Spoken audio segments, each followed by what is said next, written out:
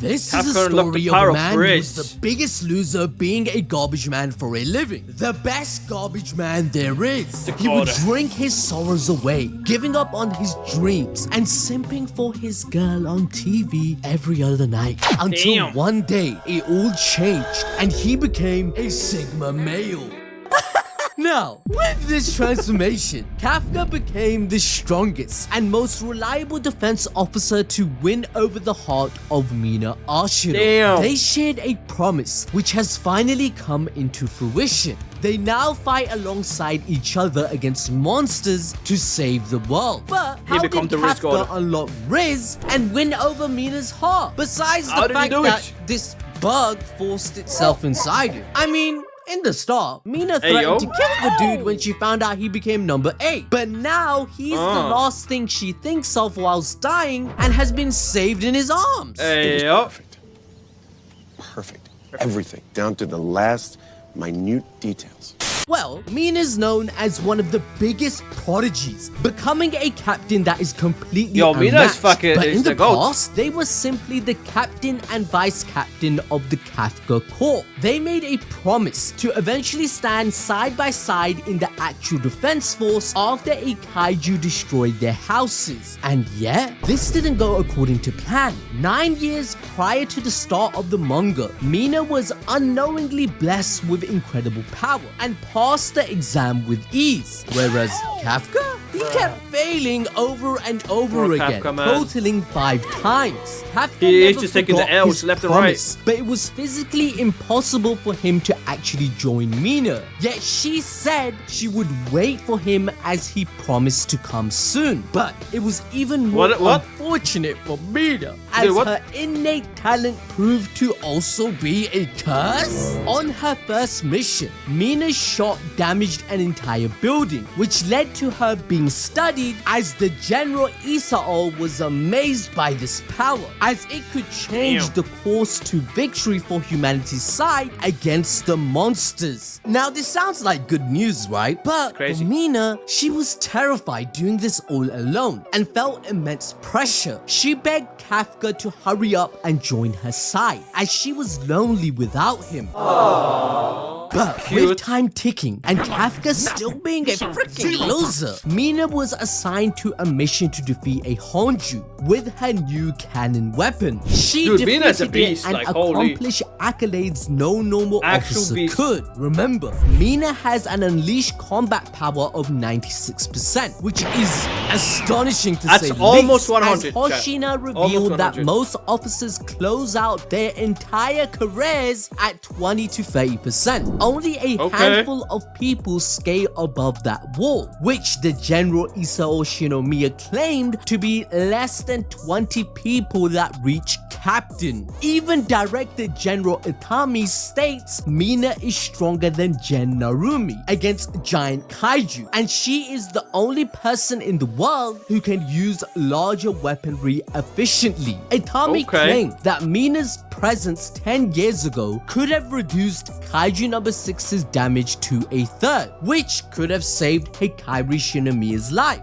However, even with all this power, Mina grew depressed when she realized that Kafka would never be by her side like they promised. That's why Mina became the cold captain we know today, a machine meant for killing kaiju. The only way Kafka could see Mina now was through the TV because of her achievements, and his only connection to the defense force was cleaning up their mess. Heck, we learn Mina became everyone's idol, as all the new generation of defense officers claim she's an inspiration that made them join, and they get jealous that Kafka was her childhood friend. You see, our MC never completely lost his desire to join Mina. I mean, who would? You know what I'm saying?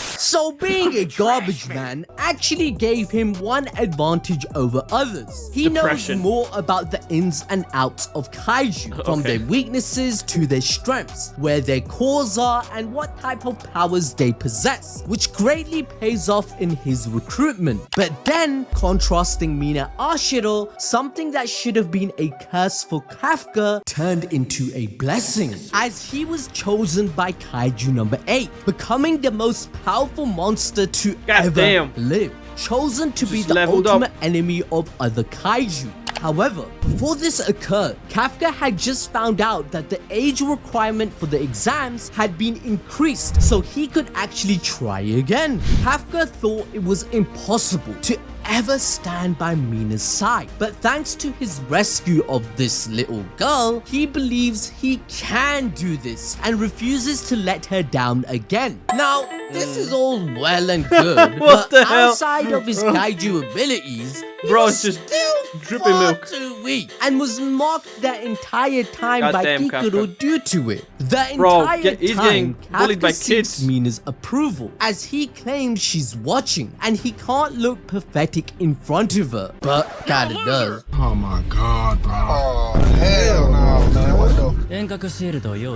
In fact, he doesn't even want to speak to Mina until he becomes an officer. Now, he does achieve the goal of becoming officer because of this scene. I mean, after the exam, he was literally dead last in terms of physicality and suit aptitude, making it even more obvious that he and Mina are polar opposites. But you know what they say, opposites attract. After the exam, it's agreed that Kafka failed, and Mina can't think of any reason outside of personal ones to keep him around. Remember, she's the face of the defense force, so even though she loves Kafka and wants him to be her partner, she can't just make a decision like this and change how everyone perceives their hero. Thankfully, Soshiro stopped this from happening because he was actually suspicious of Kafka because his vitals, well, you know, just disappeared during the exam, and wanted to keep a close eye on him. So due to Kafka's instincts to save Shinomiya and his secret kaiju nature, it brought him closer to Mina. Hence what I meant when I said that becoming a vessel for number 8 was actually a blessing in disguise. Once he is accepted, he accidentally states out loud that he'll stand by her side as promised. Obviously, everyone is confused, and she reprimanded Kafka for speaking to a superior officer informally. But as she walks away, Soshiro realizes that Mina's smiling, and she never smiles, fam. You guys know this is an anime, bro. This clearly means she had the feelings.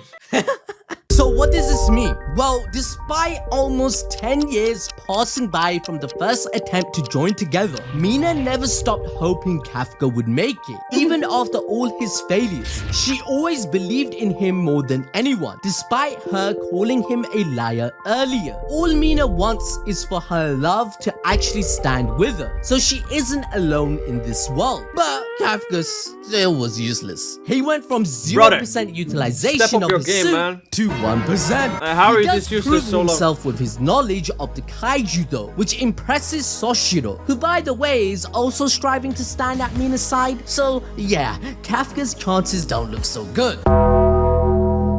Shortly following this, Mina truly shows what she's capable of, unleashing 96% of her suit's combat power. This is completely unheard of, and she went all out just to show Kafka what she's actually made of. Because again, remember, it was a part of their promise was not just to stand side by side, but who became the cooler officer. With Mina changing over the years due to her experiences, she wanted acceptance from Kafka and to showcase what she had become. This would push Kafka even further to get stronger and learn everything about his kaiju. He's like, hell no. I mean, Mina, she's the strongest in history in regards to taking out giant class threats and the hero of the defense force. So Kafka has a lot to live up to if he wants to stand with her. He does acknowledge her insane power, but also states to Soshiro earlier that he's willing to go head to head for her. Bruh, the main character energy here is crazy. Poor Soshiro over here has no idea the side character never wins, bruh. Now fast forward to chapter 31, where Kafka finally reveals his kaiju nature. This shocked Mina, as she had it ingrained in her to destroy all monsters. I mean, she stated as much to Soshiro earlier that all kaiju are enemies. And now, wait, is he the only good guy? Like the good monster? Not just a kaiju, but the strongest in existence. This is why the chapter chooses to focus on Mina above anyone else. And she's the one who's forced to take Kafka into custody despite him saving everyone. See, now that's some bullshit. After being arrested, Kafka expects her to disdain him for keeping such a secret, but she states that it was a very Kafka move to do such a thing and swears that she'll vouch for him. Before she continues, Kafka bursts into tears, asking her if he can still strive to stand by her side, which she smiles and accepts. Because at the end of the day, she wants to be with him, but knows she can't yet since they both need to be on the same level. Not just in power, but in ranking. Now, ladies and gentlemen, this is an important time to mention that they do interact outside of battles, where Mina is a lot more emotional with Kafka. For example, after failing to stop Kaiju number 9 and preventing General Isao Shinomiya's death, Kafka is very distraught. He is feeling like everything's falling apart, especially with the knowledge that his friends had learned that he was lying about his true nature. But then, in chapter 69, he runs into Mina on the rooftop, and despite trying to leave, guess what she says? Mina asks him to stay. He's in if you're not saying that he's in, bruh. I mean, Kafka is the only one in this world Mina can actually be somewhat open with. It's obviously awkward between the two until Mina tells Kafka to stop with the formalities since they're all alone again, because she wants them to be more than simply co-workers. She talks about how Kafka always dived headfirst into danger for others and always acted like a true captain. From the way she speaks, it's obvious that she still looks up to Kafka because he hasn't changed since then. Despite all of the years that have passed, Mina still understands Kafka better than anyone. Mina is the one to state that she's stronger now and that he doesn't have to do everything alone. Now, in an intimate moment, she brings up their promise to be together regardless of his condition as Kaiju number 8. But Kafka isn't truthful to himself here. After seeing what a monster Kaiju number 9 is, he feels the need to protect Mina like when he was a kid, stating he has to be the one to stop him. The story is conducting character development for Kafka here, as you will soon find out why. As of right now, he still sees Mina as the girl that needed to be protected, and by shutting himself off, he is making a mistake that he made before. He's not trusting his team, aka Mina, and he's unintentionally going back on their promise. After all, I guess he wants to like step up and will only happen when they learn to fight side by side and their feelings truly become aligned. As we fast forward to chapter 75, we see that despite Kafka growing immensely in power and learning to master his kaiju form even more, he still can't hold a candle to Mina. She's built different, as she once again appears like a straight badass and begins annihilating the giant class kaiju from 20 kilometers away. Bruh, she's not even there, man. Was powerless, wondering what they should even do. But Mina demonstrates that there are further levels he needs to reach, and also showing that he was wrong to think he needed to protect her. The main thing to take note of here is that Kafka shows how proud he is of Mina, shouting to everyone that this is what the vice captain of the Kafka Corp is made of. Chapter 96 shows this even more, as everyone in Japan states that Mina is their hero, with Kafka admitting that she's completely left him behind, and this was after his intense training with Soshiro. But unfortunately, her immense power made her a major target for Kaiju number 9. He literally states that Mina has the most destructive power in the defense force, having strength that can easily destroy his creations, and upon attaining it for himself, his plans will be realized. So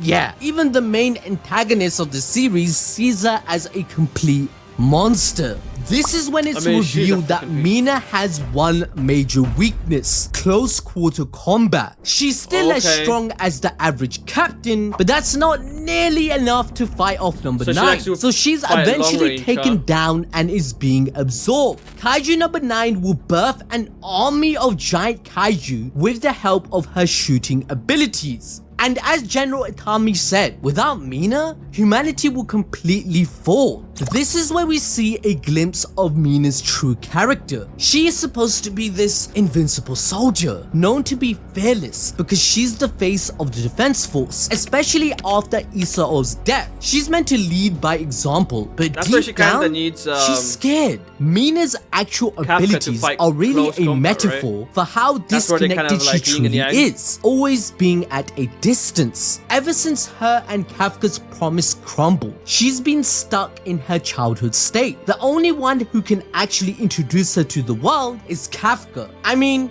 everyone is starting to look up to him for sure, but they respect him because he's also their friend.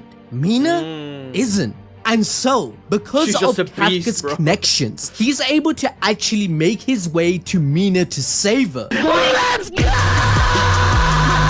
To other people, Mina's this untouchable star, always attacking from a distance, and this is done on purpose to show she's really not part of the team like Kafka. But against Kaiju number 9, Mina's confronted head on by just not her physical limitation, but primarily her mental limits. Like, look, the Mina we see here, that's her true self. Mina begins losing hope and starts thinking of Kafka. However, she feels like a failure as a vice captain of the Kafka Corps. This is where we truly understand that Mina loves Kafka. In chapter 103, Mina starts dying and is left all alone in her mind, where number 9 tries to expose the psychology and innermost feelings of his subjects to get them to submit to absorption even faster. Mina's weakness is Kafka, and they appear as children, where we are told he's capable of taking all her pain away and everything will be fine. But in the end, she sees through his tricks. As Mina fades away into death, she claims Kafka made her feel invincible. By his side, she could defeat any kaiju that came her way. She tried her best by herself this entire time, but it was no good, and Kafka has learnt the same lesson, that he cannot shoulder all the burden upon himself. Now this is where Mina is reduced to tears, knowing that she couldn't do this all alone. She needed Kafka, just like Kafka needed her, which is when he arrives. Like a beam of hope, Kafka saves her from Kaiju number 9, succeeding this time